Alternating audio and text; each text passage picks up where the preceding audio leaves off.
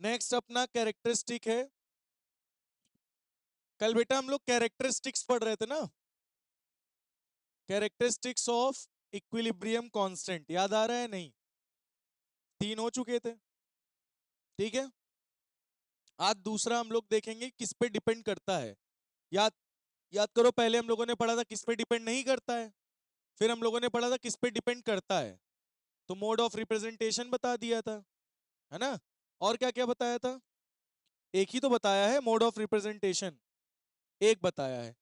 अब दूसरा हम लोग पढ़ने जा रहे हैं, किस पे डिपेंड करता है? दूसरा डिपेंड करता है बेटा equilibrium constant. It depends upon, किस पे डिपेंड करता है? टेम्परेचर पे।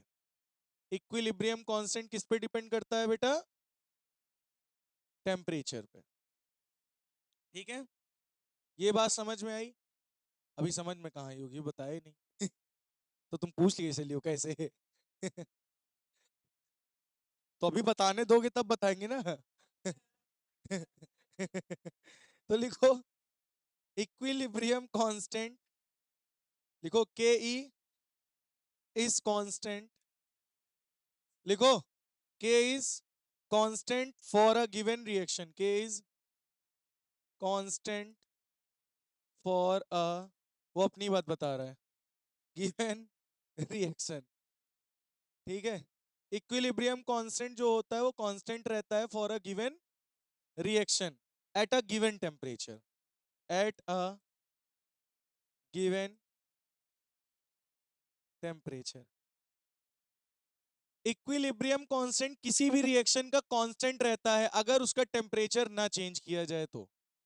मतलब अगर कोई रिएक्शन तुम 25 डिग्री सेल्सियस पे करा रहे हो और उसका इक्विलिब्रियम कांस्टेंट हमने निकाल लिया 2, तो फिर तुम वो रिएक्शन कभी भी 25 डिग्री सेल्सियस पे कराओगे अगर, तो इसको इक्विलिब्रियम कांस्टेंट 2 ही रहेगा। इक्विलिब्रियम कांस्टेंट में कोई भी चेंज नहीं आएगा। मतलब ये मतलब ये कि अगर एक गिवन टेम्परेचर है तो इक्विलिब्रियम कांस्टेंट चेंज नहीं होता, वो कांस्टेंट ही रहता है। ये बात समझ में आई या नहीं आई? कंफर्म? तो इसकी एक रिएक्शन है, मैं नोट कर रहा हूं, रिएक्शन नहीं इक्वेशन, ठीक है। देखिए log base 10 K2 by K1 है delta H by 2.303 T2 minus T1 upon T1 T2। ये है बेटा आपका क्या? इक्वेशन, ठीक है। इनटू आर भी है, ठीक है। ये है आपकी इक्वेशन। और एक बात याद रखना, यहाँ पे टेम्परेचर जो T2 है वो ग्रेटर है T1 से, तभी हम यहाँ T2 माइनस T1 कर रहे हैं। टेम्परेचर T2 क्या है इस इक्वेशन में? ग्रेटर है टेम्परेचर T1 से। हाँ हाँ। आर बेटा गैस कांस्टेंट है। क्या है यार? गैस कांस्टेंट, ठीक है। जिसकी वैल्यू 0.082 एटीएम लीटर या मोल पर मोल केल्विन। हाँ। अब जैसे मान लो कोई रिएक्शन है, उसका टेम्परेचर है T2, तो उसका इक्विलिब्रियम कांस्टेंट क्या होगा? K2। कोई रिएक्शन है दूसरी, उसका टेम्परेचर है T1, तो उसका इक्विलिब्रियम कांस्टेंट क्या होगा? K1। क्योंकि मैंने बताया एक गिवन टेम्परेचर पर इक्विलिब्रियम कांस्टेंट कांस्टेंट रहता है, लेकिन टेम्परेचर जब हम चेंज कर देते हैं तो इक्विलिब्रियम कांस्टेंट भी चेंज हो जाता है, ठीक है। गिवन टेम्परेचर पर इक्विलिब्रियम कांस्टेंट की वैल्यू कांस्टेंट रहती है, ठीक है। लेकिन अगर तुमने अगर टेम्परेचर बदला तो इक्विलिब्रियम कांस्टेंट की वैल्यू बदल जाएगी। क्या ये बात समझ में आई या नहीं आई? हाँ, बता रहे, इतनी बात पहले समझ में आ गई, क्लियर हो गया। तो अगर टेम्परेचर T2 हुआ तो इक्विलिब्रियम कांस्टेंट K2 होगा, टेम्परेचर T1 हुआ तो इक्विलिब्रियम कांस्टेंट K1 होगा। डेल्टा H क्या है? डेल्टा H क्या है? बोलो। है change in enthalpy of reaction. Change यानी लिख लो इंथैल्पी ऑफ रिएक्शन। क्या है बेटा ये? या फिर देसी भाषा में कह सकते हो heat content of system eight given temperature, उसी को तो एंथैल्पी कहते हैं। क्या कहते हैं बेटा? क्या हुआ? तो heat content of system eight given temperature. तो बेटा जो K2 K1 यानी जो आपका इक्विलिब्रियम कांस्टेंट है, वो किसी किसी रिएक्शन में आपको दिखेगा कि टेम्परेचर बढ़ाने से इक्विलिब्रियम कांस्टेंट चेंज हो गया, बढ़ गया, या कहीं कहीं पर दिखेगा इक्विलिब्रियम टेम्परेचर घटने की वजह से इक्विलिब्रियम कांस्टेंट बढ़ गया। घटेगा नहीं, बढ़ जाएगा, मतलब इरेगुलरिटीज दिखेंगी। ठीक है, वो सारी चीजें टेम्परेचर पे नहीं, इंथैल्पी पे डिपेंड करता है। मैं फिर से बोल रहा हूं, इक्विलिब्रियम कांस्टेंट क्या होता है? कांस्टेंट होता है गिवन रिएक्शन, गिवन जो पर्टिकुलर रिएक्शन है, अगर उसका टेम्परेचर कांस्टेंट है तो, गिवन है तो, मतलब 25 डिग्री तो 25 डिग्री फिक्स, फिर चेंज नहीं होना चाहिए ना, इक्विलिब्रियम कांस्टेंट की वैल्यू चेंज हो जाएगी। अब जैसे कोई दो रिएक्शन है, टेम्परेचर T2 है, तो उसका इक्विलिब्रियम कांस्टेंट K2 होगा। दूसरी रिएक्शन क्या, टेम्परेचर T1 है, तो उसका इक्विलिब्रियम कांस्टेंट K1 होगा। तो इसका ये फॉर्मूला हम लोगों ने बनाया है ना। अब मान लो उसके अंदर की हीट हमने चेंज कर दी, तो इक्विलिब्रियम कांस्टेंट भी चेंज हो सकता है। फिर भले ही टेम्परेचर उतना ही रहे, लेकिन अगर इंथैल्पी तुमने चेंज कर दी तो क्या हो जाएगा, इक्विलिब्रियम कांस्टेंट चेंज हो सकता है। चलो इस चीज को हम और एक्सप्लेन करते हैं। ये बात पहले बताओ समझ में आ गई? इतनी बात समझ में आई कि नहीं आई? चलो अब तुम्हें हम बताते हैं पहली कंडीशन। इधर हम लिख रहे हैं, ठीक है, ये तो सब दिख रहा होगा ना। पहली कंडीशन, मान लो इंथैल्पी जीरो है, मतलब हीट कंटेंट सिस्टम का क्या है, जीरो है।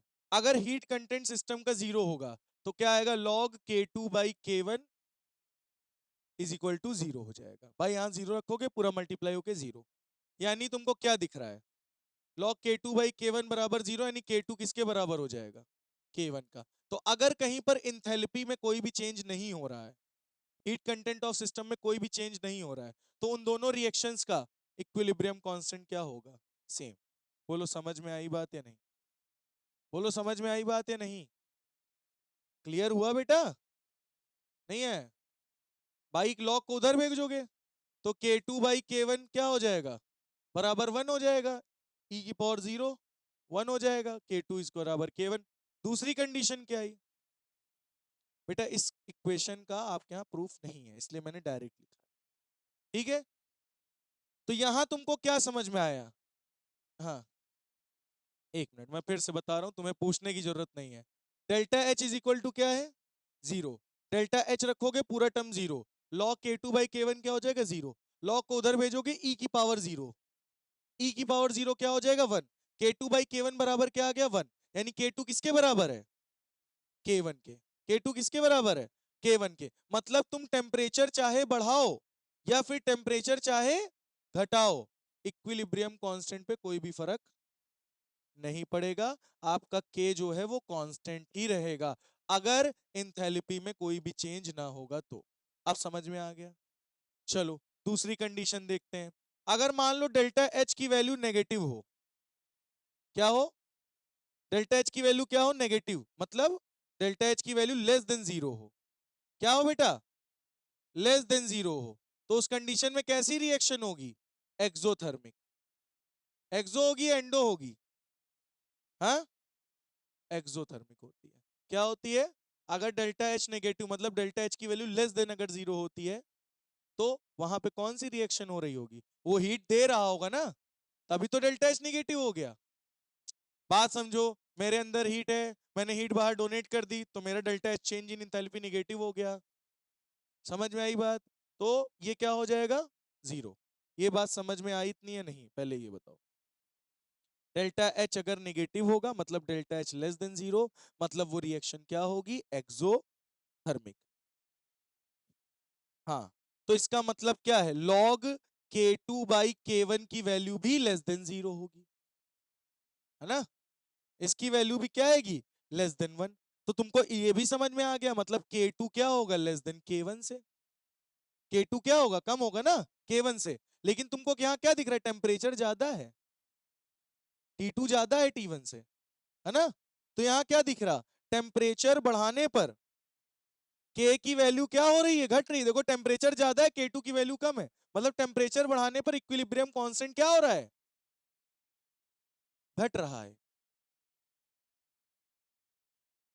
एक रिएक्शन का टेम्परेचर T2, दूसरे का टेम्परेचर T1।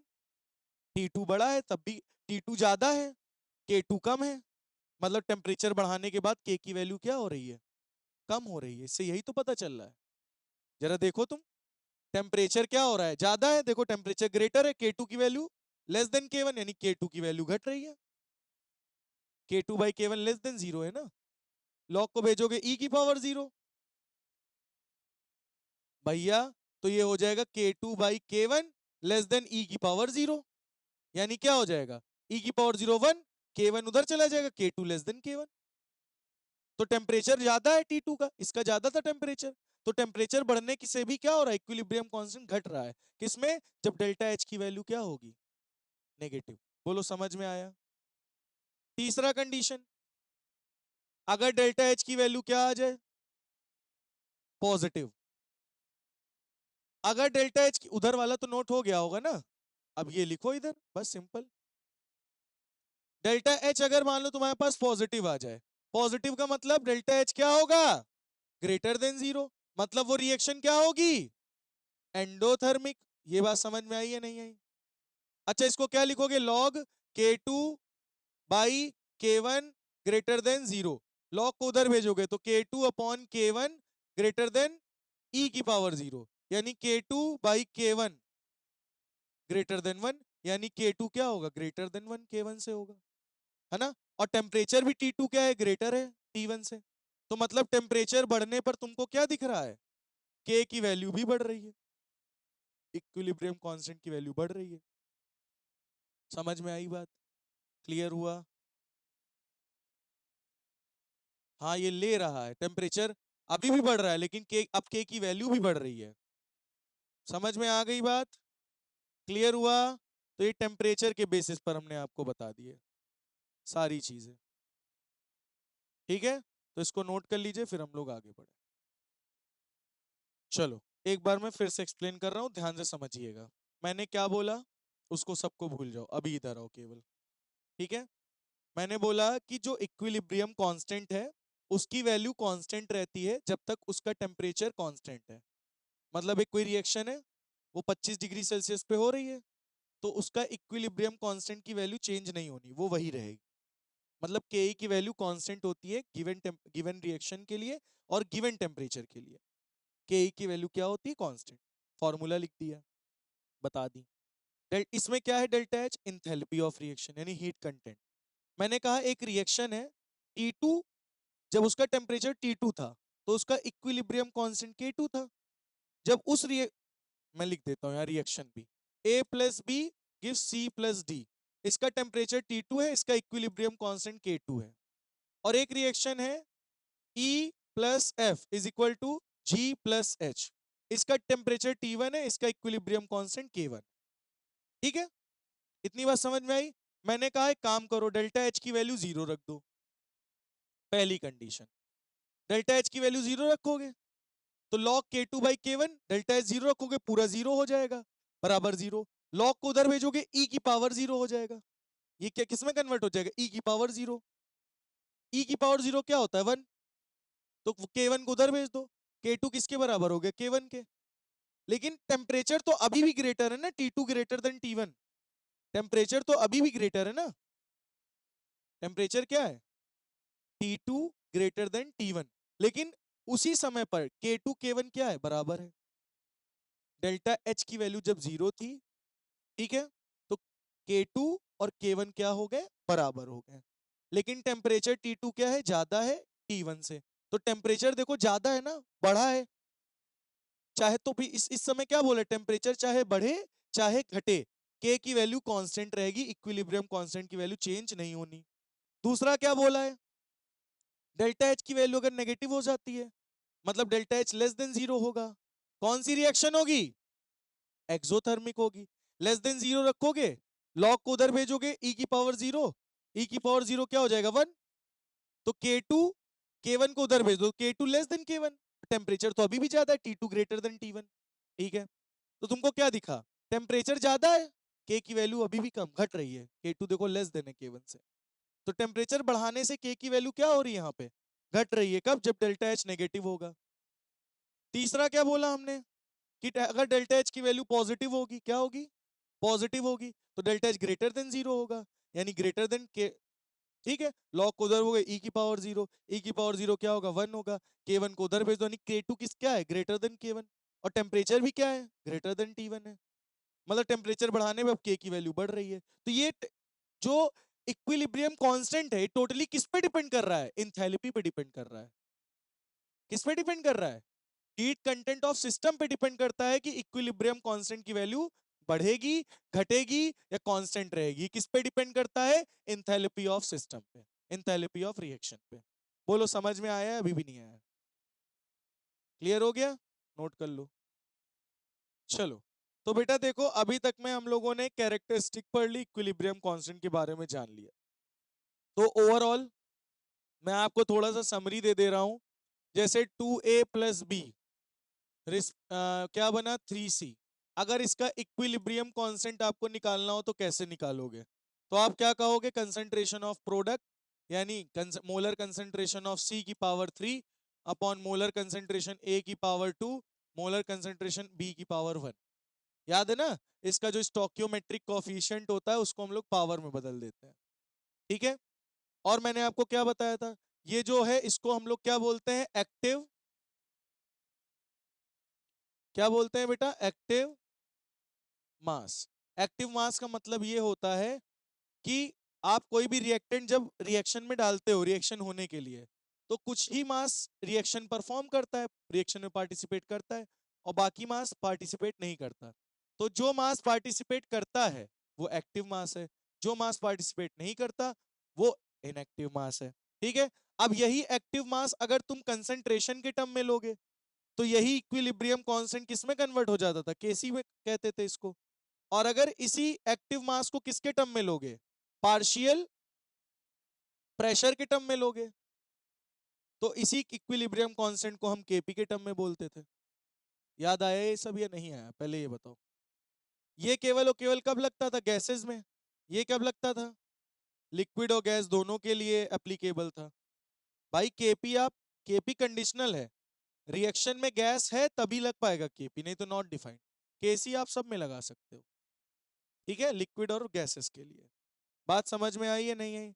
फिर हम लोगों ने आज क्या पढ़ा, केपी और केसी के बीच में रिलेशन क्या था, KP is equal to KC, बोलो, R T power delta N जी।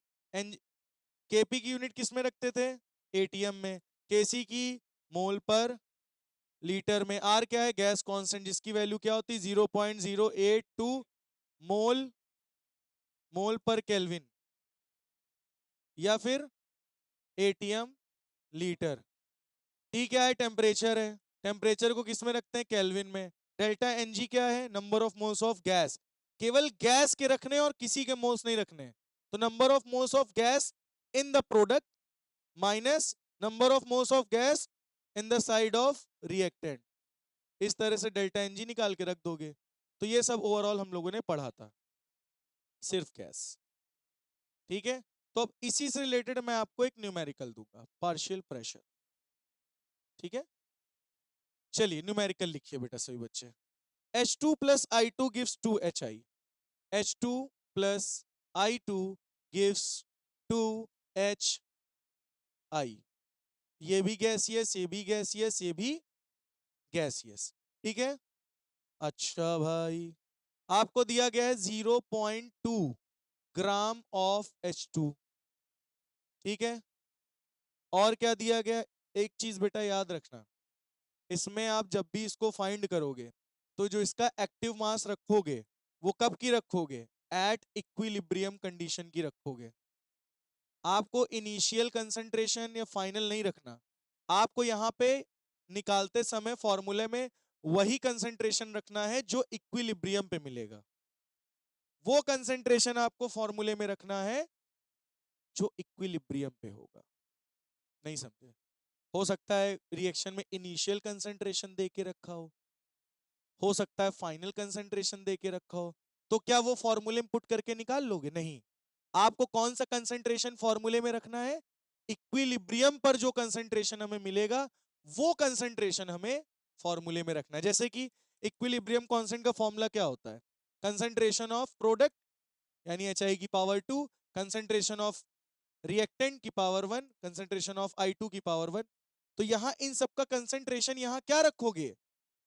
इनिशियल नहीं रखना, फाइनल भी नहीं रखना। कौन सा कंसंट्रेशन रखोगे? जब इक्विलिब्रियम पे जो कंसंट्रेशन तुम्हें मिलेगा वो कंसंट्रेशन यहां पे रखना। वो निकालना पड़ेगा, तो हो सकता है दिया हो क्वेश्चन में। बात समझ में आई इतनी? मैंने जो बताया वो समझ में आया? यहां पे कौन सा कंसंट्रेशन रखना है? एट इक्विलिब्रियम वाला कंसंट्रेशन रखना। अब मैं क्वेश्चन लिख रहा हूं, उसको आप लोग सुनिए और करिए, ठीक है? 0.2 gram of H2, 2.54 gram of I2, और क्या दिया गया है? 2.56 gram of HI, 2.56 gram of HI, ये आपको दिया गया है, ठीक है? बोला गया आर ऑब्टेन्ड एट इक्विलिब्रियम, लो दिया गया है आर ऑब्टेन्ड एट इक्विलिब्रियम। ये इक्विलिब्रियम के टाइम पे क्या हो रहे हैं? मिल रहे हैं, ठीक है? इन अ 1 लीटर वेसल, किस में मिल रहे हैं? 1 लीटर ऑफ वेसल में मिल रहे हैं, मतलब 1 लीटर पानी में मिल रहा है, ठीक है? Calculate KC and KP, calculate KC and KP of reaction, ठीक है? और मास बता देते हैं, एक्टिव मास, एक्टिव मास दे रखा है आपका कितना कितना? हाइड्रोजन का 1 दे रखा है, और आयोडीन का क्या दे रखा है? आयोडीन का 127 दे रखा है। चलिए इस क्वेश्चन को आप लोग सॉल्व करिए, ठीक है? इसका मैं आपको ऑप्शन भी दे देता हूं। ऑप्शन नंबर ABCD, ये रहे ऑप्शन। 0.8, 0.4, ठीक है? 0.8, 0.8, 0.4, 0.4, 0.4, 0.8। KC और KP की वैल्यू निकालनी। चलिए करिए। तो आप लोग पॉज करके ट्राई कर लीजिएगा। चलो इसको हम करके आपको दिखाते हैं, ठीक है? तो बेटा ये नोट कर लिया कि नहीं क्वेश्चन? चलो इसको हम लोग सॉल्व करते हैं। तो रिएक्शन लिख लेते हैं, H2 plus I2 gives 2 times of HI। ये भी गैसियस गैसियस गैसियस। आपको H2 कितना दे रखा है? 0.2 ग्राम, और I2 कितना दे रखा है? 2.54 ग्राम, और ये दे रखा है 2.56 ग्राम, ठीक है? हमको क्या करना है? ये वेट दे रखा है, क्या दे रखा है? वेट, ठीक है? हमको सबसे पहले नंबर ऑफ मोल्स निकालने होंगे। नंबर ऑफ मोल्स निकालने के लिए क्या करेंगे? Wait upon molecular wait. Hydrogen का मास 1 है, कितने हाइड्रोजन है? 2, यानी डिवाइडेड बाई 2, ठीक है? इसका निकालो। इसका मास कितना है? 127, तो 127 इंटू 2 डिवाइडेड, ओ सॉरी, इसका मास कितना है? 2.54 डिवाइडेड बाई 127 इंटू 2, बोलो सही है? इसका नंबर ऑफ मोल्स निकाल लो, कितना आएगा? 2.56 अपॉन आयोडीन का कितना होगा? 127 इंटू 2 प्लस 2, सही है ना? हाइड्रोजन का 2 ही तो होगा, क्यों? हाइड्रोजन का 2 होगा, और आयोडीन का 127 into 2। Weight upon molecular weight, number of moles का फॉर्मूला याद है आपको? N is equal to weight upon molecular weight. तो इसका वेट है 2.56, इसका 2 HI है, तो I का हो गया 127 इंटू 2, और हाइड्रोजन का 1 इंटू 2, तो दोनों को जोड़ दो, क्लियर हो गया? तो ये नंबर ऑफ मोल्स हम लोग निकाल लेंगे। तो क्या आएगा? 0.0 से एक 0 हटाओगे, 2 1 2 2, यानी कितना आ जाएगा नंबर ऑफ मोल्स? 0.1। इसका कितना आ जाएगा? इसका आएगा 0.01। कितना आएगा बेटा? 0.01। इसका कितना आएगा? 0.02। बात समझ में आ गई? ये क्या निकला है, नंबर ऑफ मोल्स। सॉल्व कर लीजिए, आंसर आ जाएगा। ठीक है, नंबर ऑफ मोल्स आ गए कि नहीं आ गए, इतना समझ में आया कि नहीं। हमने वेट से क्या निकाला, नंबर ऑफ मोल्स। अब आपको याद होगा नंबर ऑफ मोल्स निकल आए, कंसंट्रेशन क्या था, number of moles of solute per unit volume, है ना। तो हम कंसंट्रेशन निकाल लेते हैं, concentration number of moles per unit volume, यही तो होता है। तो 0.1, एक मिनट, 0.1 कितने लीटर सॉल्यूशन था, 1 लीटर। क्वेश्चन में साफ साफ लिखा है, देख लो, 1 लीटर वेसल है। तो 0.1 अपॉन 1, 0.01 अपॉन 1, 0.02 अपॉन 1, सही है। यानी कंसंट्रेशन आ गया आपके पास। अब कंसंट्रेशन समझ में आ गया, अब केसी निकल आएगा। केसी क्या होता है फॉर्मूला, देखो, कंसंट्रेशन निकला तो, हाँ नंबर ऑफ मोल्स। हाँ, हमको मैडम का नहीं पता अभी, इतना समझ में आया कि नहीं, पहले ये बताओ। इसमें कोई दिक्कत हो तो बताओ। नहीं, पहले क्या दिया गया था, वेट। इधर देखो, समझो, ये क्या दिया गया है, वेट। ये क्या दिया गया है, वेट। ये नंबर ऑफ मोल्स निकालना है, wait upon molecular wait, wait upon molecular wait, wait upon molecular weight, number of moles निकल आया। और ये सब किसमें काम हो रहा है, 1 लीटर वेसल में, 1 लीटर 1 लीटर 1 लीटर, कंसंट्रेशन निकल आया। अब बताओ केसी का फॉर्मूला क्या था, कंसंट्रेशन ऑफ प्रोडक्ट, मोलर तो H I, molar concentration of H I की power 2 upon molar concentration of H2, molar concentration of I2, बोलो सही है। और इन सब की वैल्यू हम लोगों ने निकाल लिया है। चलो देखो, एच आई का मोलर कंसंट्रेशन क्या है, 0.021 मत लिखो, की पावर 2, सही है। H का कितना है, H2 का 0.1 इंटू 0.01, बोलो समझ में आया, अरे आया है नहीं आया। अब इसको क्या करोगे, 0.02 इंटू 0.02 अपॉन 0.1 इंटू 0.01, पॉइंट से पॉइंट कैंसिल, पॉइंट हटाओ, जीरो बढ़ाओ, ठीक है। तो 2 2 4 अपॉन 10, यानी कितना आ गया, 0.4। ये आ गया आपका केसी। बोलो समझ में आया नहीं आया, केसी निकल आया, आया कि नहीं आया, कंफर्म। अब केसी आ गया, केपी निकाल लेते हैं। अब तुमका फॉर्मूला हमका लग रहा नहीं याद, फॉर्मूला क्या था, के गधा हो, के पी इज इक्वल टू के सी आर टी की पावर डेल्टा एन जी। के पी इज इक्वल टू के सी होता है, के सी इज इक्वल टू के पी नहीं, ठीक है। चलो, के पी आपको निकालना है, के सी आपको 0.4 है, आर है 0.082, इंटू टेम्परेचर कितना दे रखा है, हाँ,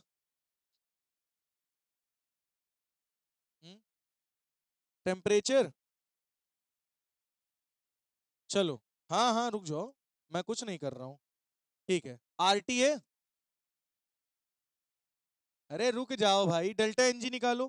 consent number of moles of product कितने, दो, माइनस रिएक्टेंट कितना, 1 + 1 2, 2 - 2 0, 0.4 आ गया केपी। भाई इसकी पावर हो जाएगी 0, तो 1 हो जाएगा। तो केपी किसके बराबर निकला, केसी के। तो केसी भी 0.4, केपी भी 0.4, यानी ऑप्शन नंबर सी करेक्ट है। क्लियर हो गया, हाँ। कहाँ पे नंबर ऑफ मोल्स बता रहे हो बेटा, कहाँ, तो ये निकले, ये कंसंट्रेशन है।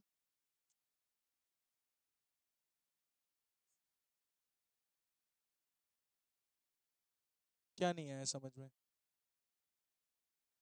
कहाँ केपी, केपी, केसी की वैल्यू क्या निकली है, केसी की वैल्यू क्या निकली है, R T delta NG, NG क्या है, number of moles of product minus number of moles of reactant. ये नंबर ऑफ मोल्स नहीं, ये नंबर ऑफ मोल्स प्रोडक्ट और रिएक्टेंट के, ये स्टोकियोमेट्रिक कोफिशिएंट। इसके बगल में कितने नंबर ऑफ मोल्स हैं, इसके दो, इसके कितने, एक एक, तो 2 - 1 + 1 2, तो कितना आ जाएगा, 0। ये इनके वेट के अकॉर्डिंग नंबर ऑफ मोल्स है, हाँ, समझ गए। तो सभी बच्चे इतना नोट कर लो, फिर आगे कल और न्यूमेरिकल हम लोग करेंगे इसी के जैसे। हाँ आप लोग फिर अब जा सकते हो।